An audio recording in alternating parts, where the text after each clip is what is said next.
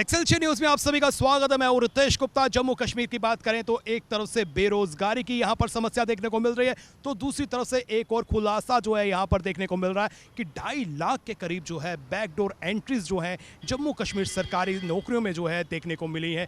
उन लोगों को नौकरियां दी गई हैं जो उन नौकरियों के हकदार नहीं थे, और इसी विषय पर आज हम चर्चा करेंगे। आइए जानने की कोशिश करते हैं कि हमारी आम जनता क्या कहना चाहती है। सर, आपका नाम? मेरा नाम ऋषि कलम है।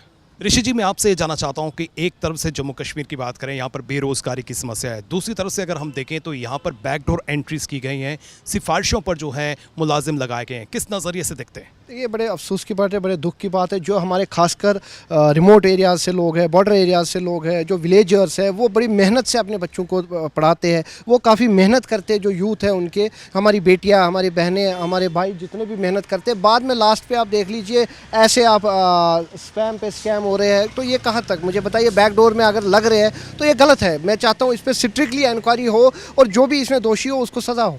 जिस तरह से माननीय चीफ सेक्रेटरी साहब ने भी इस ओर इशारा किया कि 2.5 लाख के करीब जो है बैकडोर एंट्रीज हुई हैं, तो क्या कदम जो है अब उठाने की आवश्यकता है? सबसे पहले हम इसका वेलकम करते हैं कि कोई तो एडमिनिस्ट्रेशन से युवाओं के साथ है। हमारे अनएम्प्लॉयड यूथ देखिए जम्मू कश्मीर में नंबर 1 रेट पे चल रहा है, तो इस पे एक्शन होनी चाहिए। खासकर जो इसमें दोषी है, जो इसमें इन्वॉल्व है, उस पर स्ट्रिक्ट एक्शन होनी चाहिए, क्योंकि युवाओं के भविष्य के साथ खिलवाड़ हुआ है। और ये वही युवा है जो हमारे भारत को, हमारे देश को आगे लेके जाएंगे, लेकिन जब उनके साथ ही खिलवाड़ होगा तो कैसे चलेगा। सर, आपका नाम? पंकज लंगू सर। पंकज जी, मैं आपसे भी ये जानना चाहता हूं कि बैकडोर एंट्रीज पर आप क्या कहना चाहते हैं, और जिस तरह से इस बात का खुलासा भी हुआ है कि जम्मू कश्मीर की पिछली सरकारों ने जो है यहाँ पर कई बैकडोर एंट्रीज जो हैं वो लगाई हैं।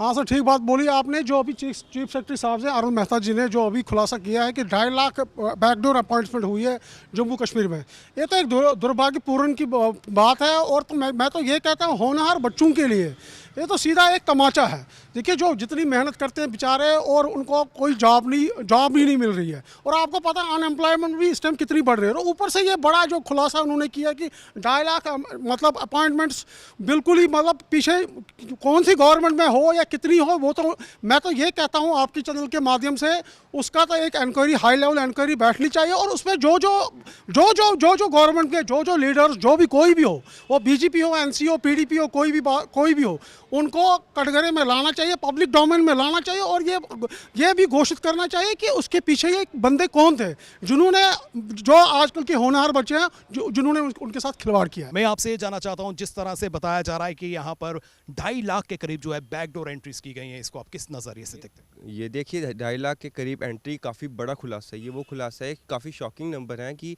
इतना बड़ा इल्ज़ाम आप लोग आया है सीएस साहब के थ्रू। सीएस साहब जो सीएस साहब की एक रैंक है, पद है, वो बहुत बड़ा पद है। अगर आप लोगों ने खुलासा किया किसी स्टेज पे, तो कहीं ना कहीं हम लोग एज ए छात्र, एज ए यूथ, हम लोग चाहते हैं कि इसके ऊपर एक्शन लिया जाए, एक कमेटी बिठाई जाए। एलजी साहब को एक मतलब एलजी साहब अगर जम्मू कश्मीर के एलजी है, वो मतलब जितने बच्चे सब उन्हीं के बच्चे हैं। आप लोगों को उनका एक टेक केयर करना चाहिए। आप लोग कहते हैं कि हम लोग जम्मू कश्मीर को सबसे आगे लेके जाएंगे, जम्मू कश्मीर के जितने युवा उनको रोजगार देंगे, कि 2.5 लाख वो नंबर है जिससे जम्मू कश्मीर का जो अनएम्प्लॉयमेंट परसेंटेज है वो कम हो सकती है। जो लोग तैयारी कर रहे हैं पिछले 3 साल से, वो लोग तैयारी कर रहे हैं, कभी रिजल्ट डिले आ जाता है, कभी स्कैम हो जाते हैं, तो कहीं ना कहीं उस चीज़ से लड़ने में मदद कर सकते हैं 2.5 लाख नंबर। तो मैं कहीं ना कहीं इसे अपील करूंगा एलजी साहब से भी कि कहीं ना उस कमेटी का फॉर्म कीजिए। सीएस साहब का एक बहुत बड़ा पद है, इनको कहीं ऑफिस के दर बदर नहीं भटकना पड़ेगा, खुद ही रातों रात एक कमेटी फॉर्म कीजिए।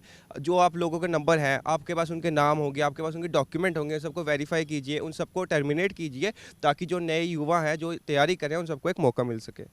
शुक्रिया। आपसे भी जानना चाहता हूं कि एक मंच पर जिस तरह से चीफ सेक्रेटरी साहब ने ये खुलासा किया कि 2.5 लाख के करीब जो हैं बैकडोर एंट्रीज हुई हैं, जो लोग डिजर्विंग नहीं थे उन्हें नौकरियां दी गई हैं, क्या कहना चाहते हैं? देखिए, मेरे इस पे ये व्यूज़ है। एज अ यंगस्टर मैं अपने व्यूज़ देना चाहूँगा कि अब जो भी चीज़ हुई है, अगर चीफ सेक्रेटरी साहब ने ये बात सामने लाई है, तो मैं उनसे यही एक रिक्वेस्ट, एक गुजारिश करना चाहूँगा कि अगर उन्होंने पब्लिक के सामने फिगर डिस्क्लोज़ की हैं, तो वो ये भी डिस्क्लोज़ करें कि कौन कौन इसमें इन्वॉल्व था। जितने भी 2.5 लाख एंट्रीज, जितना भी उन्होंने फिगर 2.5 लाख का बताया है, वो उसके ऊपर एक कमेटी बनाए और कार्रवाई करें कि कौन वो लोग हैं। क्योंकि आप जानते हैं कि उनकी जगह बहुत सारे जो डिज़र्विंग कैंडिडेट्स थे वो भी ले सकते थे, लेकिन उनकी जगह इन लोगों को लिया गया। जिस भी मीन से बैकडोर इनकी एंट्रीज हुई हैं, वो तो हमें अभी तक डिस्क्लोज नहीं है, बट मैं रिक्वेस्ट करता हूँ उनसे कि वो एक कमेटी बनाए और ये सारा हमें बताएं। क्योंकि देखिए, आज का जो टाइम है, वहाँ पर एक पढ़े लिखे इंसान का होना काफ़ी ज़रूरी है। क्योंकि एक जो एजुकेटेड पर्सन है, ये हमारे चीफ सेक्रेटरी साहब ने भी उस दिन कहा कि जॉब लेने से ज़्यादा ज़रूरी है कि जॉब क्रिएट की जाए, क्योंकि पॉपुलेशन भी बढ़ रही है और उसी के साथ साथ नया रोज़गार भी काफ़ी मुश्किल है। तो वहाँ पर एक ऐसी चीज़ सामने आना है काफ़ी शॉकिंग लगता है, क्योंकि 2.5 लाख एक छोटा नंबर भी नहीं है। तो उसके हिसाब से I think they should do something, जो भी लोग इसमें इन्वॉल्व हैं उनके खिलाफ एक स्ट्रिक्ट एक्शन लिया जाए। और उससे भी जो ज़्यादा इंपॉर्टेंट चीज़ वो ये है कि आगे फ्यूचर में ऐसी चीज़ें ना हो, उसके ऊपर ज़्यादा ध्यान दिया जाए। जो गवर्नमेंट है वो इसको देखे, कि ये काफ़ी कॉमन फ्रेज है कि history has been created, future is in our hand. तो जो चीज़ होगी है उसके ऊपर भी ये ध्यान दें, कार्रवाई उसके ऊपर भी करें। जो भी लोग इन्वॉल्व हैं, जिनकी भी गलती है, जो गिल्टी हैं, उनको स्ट्रिक्ट सज़ा दी जाए।